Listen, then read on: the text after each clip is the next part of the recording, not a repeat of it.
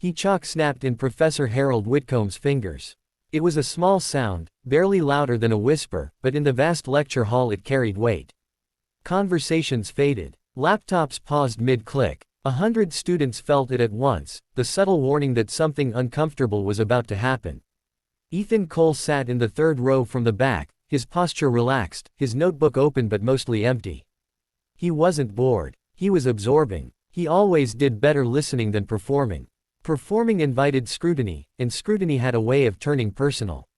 Professor Whitcomb turned slowly from the board, his sharp eyes scanning the room as if searching for a flaw in the air itself.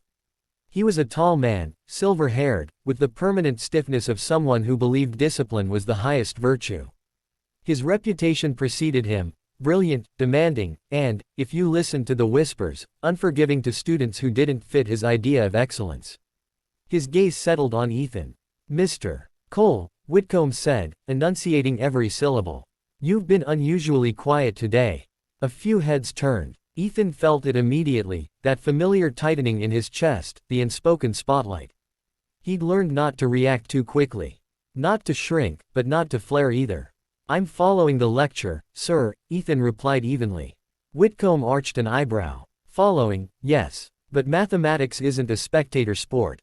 Participation sharpens the mind." He tapped the chalk against the board. Tap, tap. "Tell me, do you understand the proof I just outlined?" Ethan paused just long enough to be honest. "I understand the structure. I disagree with one assumption." A murmur rippled through the hall. Whitcomb's lips curved, not into a smile, but something colder. "You disagree?" "Yes, sir." "Interesting." Whitcomb turned back to the board, erasing a portion of the proof with brisk, irritated strokes. "Then perhaps you'd care to enlighten us." Ethan stood. He moved down the aisle calmly, but inside, memories stirred, classrooms where teachers watched him harder than others, waiting for mistakes. Moments where confidence was interpreted as arrogance, silence as ignorance. At the front, Whitcomb gestured to the chalkboard. "Go on." Ethan pointed to a line near the middle of the proof. "This step assumes continuity under conditions that don't guarantee it." Whitcomb stared for a beat. Then he chuckled softly. "A technicality." "Technicalities matter," Ethan said. A few students shifted uncomfortably. Whitcomb set the chalk down with deliberate care. "Very well. Since you're clearly eager for a challenge, let's see how well you handle one." He turned back to the board and began to write. At first, it looked familiar, symbols students recognized from recent lectures. Then it twisted. Terms piled on terms. Integrals nested inside summations. Constraints appeared that made no intuitive sense. Whitcomb's handwriting grew faster, more aggressive, as if he were enjoying himself. Ethan watched closely. Not with fear, but with recognition. Whitcomb stepped back, arms crossed. "This problem," he announced, "is not in your textbook. It's not on the syllabus. In fact, it's commonly referred to as intractable." A few students laughed nervously. "Prove whether a solution exists," Whitcomb continued, eyes locked on Ethan. "You have 5 minutes." The laughter grew louder this time, uncomfortable, sharp. Someone whispered, "That's brutal." Another muttered, "He's done." Ethan took the chalk. The board was massive, yet somehow insufficient for what Whitcomb had written. At first glance, the equation looked impossible, contradictory conditions wrapped in elegant notation, designed less to be solved than to intimidate. Whitcomb leaned against the desk, confident. This was his arena. Ethan didn't write right away. He studied the equation, his eyes tracing its structure, its hidden assumptions. To the room, it might have looked like hesitation. To Ethan, it was something else entirely, pattern recognition. Long before university, Ethan had learned to sit with difficulty. His mother used to work nights, leaving him alone at the kitchen table with a second-hand laptop and stacks of library books. Math had become his language, his refuge. Where people were unpredictable, numbers were honest. Where expectations were heavy, logic was free. At 13, he'd stumbled across a research paper that claimed a certain class of functions had no closed-form solution. He disagreed. It took him weeks, but he found a workaround, not a refutation, but a reframing. When he emailed the author, he expected silence. Instead, the man called. "You think differently," the researcher had said.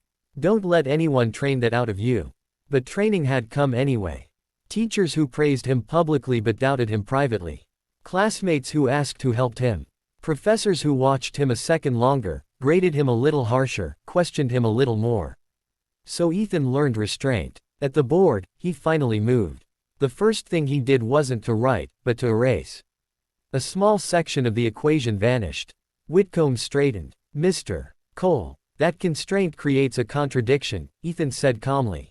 Unless you reinterpret the function. Reinterpret? Whitcomb repeated. Yes. As a distribution rather than a classical function.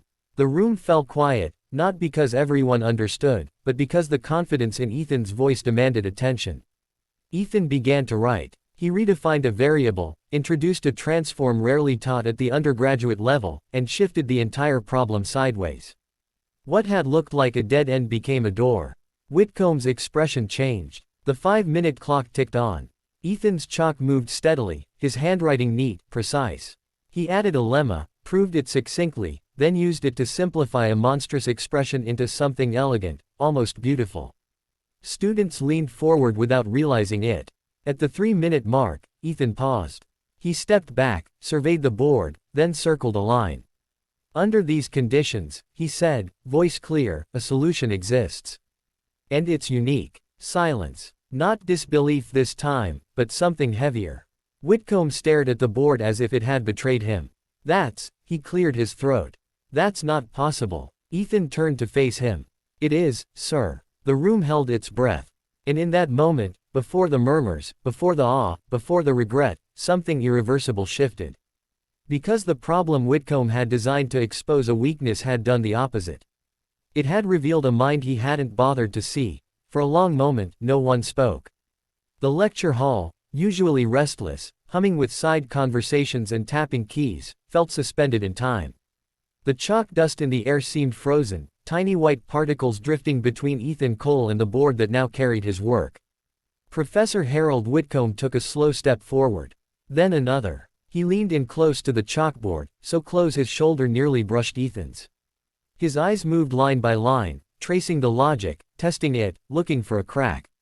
His lips pressed together, then parted slightly, as if he were about to argue. But he didn't. Behind them, students whispered.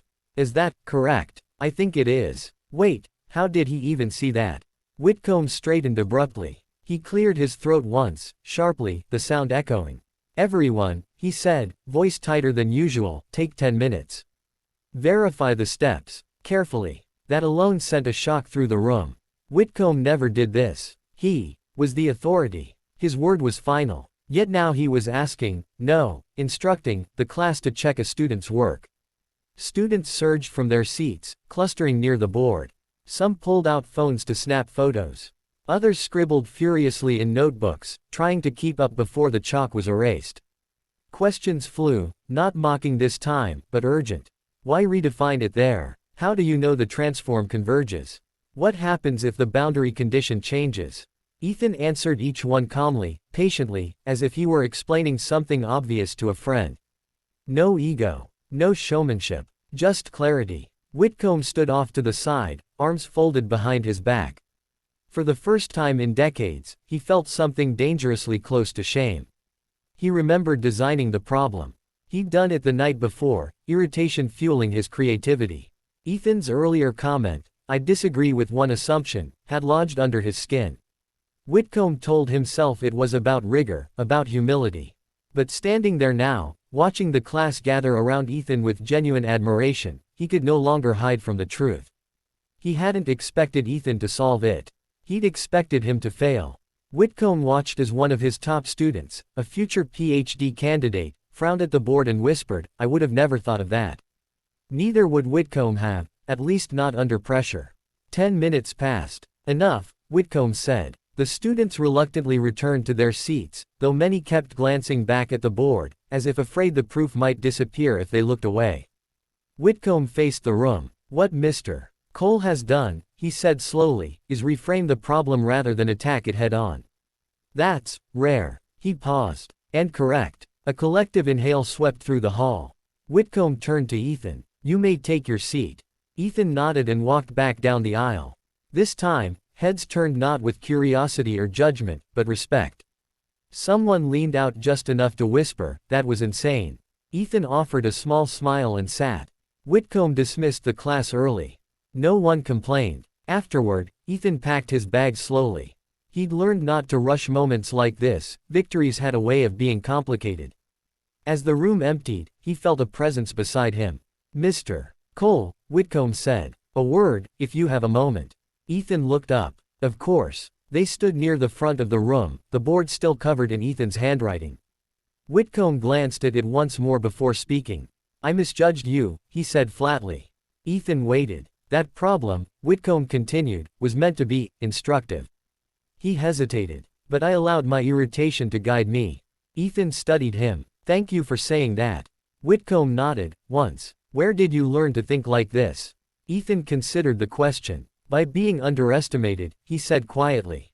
"A lot." The words landed harder than any accusation could have. Whitcomb exhaled. "I've been teaching for 32 years, he said. "I like to think I know talent when I see it." Ethan met his gaze. "Talent doesn't always look the way people expect." Whitcomb swallowed. "No," he said. "It doesn't." He hesitated, then added, "I'm leading a small research seminar next term. Invitation only. I'd like you to join." Ethan raised an eyebrow. "I appreciate that." "There's no obligation," Whitcomb said quickly. "But I believe your perspective would challenge us." Ethan slung his backpack over one shoulder. "I'll consider it." Whitcomb nodded. "One more thing." "Yes. I'm sorry," Whitcomb said.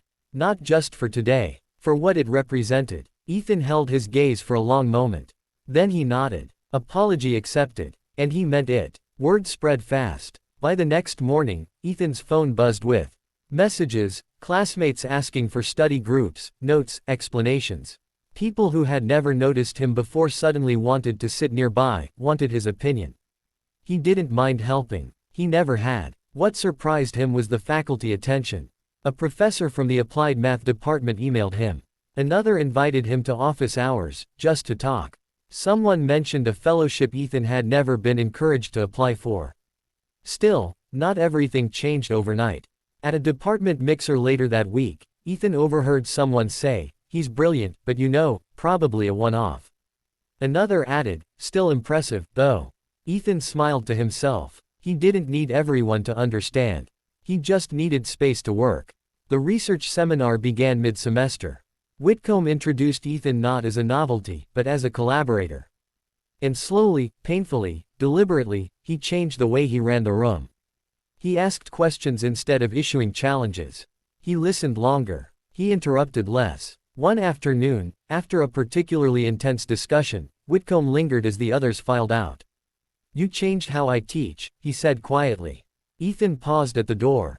"I didn't mean to." "I know," Whitcomb replied. "That's why it matters." Years later, Ethan would stand at a chalkboard of his own. Different university. Different students. Same quiet room. A nervous kid in the back row would raise a hand and say, "I think there's another way to look at this." Ethan would smile. "Come show us," he'd say. Because he never forgot the day an impossible equation was meant to humiliate him, and instead became the moment the room learned who he was. And because he understood something Professor Whitcomb learned too late. Genius doesn't demand attention.